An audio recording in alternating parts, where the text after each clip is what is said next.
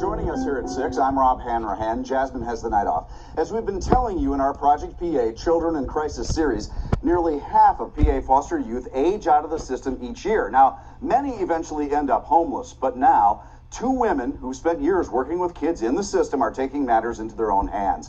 CBS 21's Brian Sheehan live now in Newville, Cumberland County with how they're helping. Brian, tell us about it. Well, Rob, we are standing on the steps of what will soon be known as the launch pad. As you can see, it's not much now. In fact, the sold sign just went up here a couple of days ago. But once the renovations are complete, this will be a place for men who've aged out of the foster care system and have nowhere to go to call home. There's kids that need us, and so we try to figure out what can we do here, what can we do in our community, and what can we do now, instead of waiting for the government, which doesn't seem to be coming for us. That led Leah Forless and Bethany Wheeler to this building on East Main Street in Newville. It's called the Launch Pad.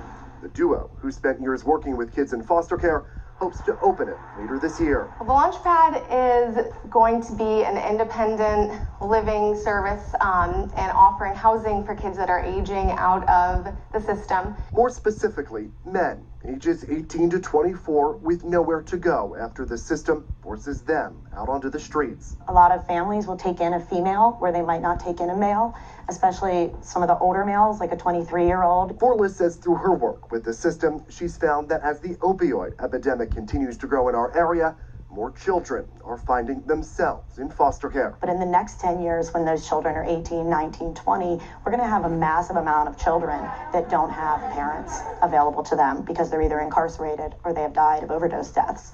So we're really hoping by the time that happens that this is up and running and we have more housing so that they have a place to go.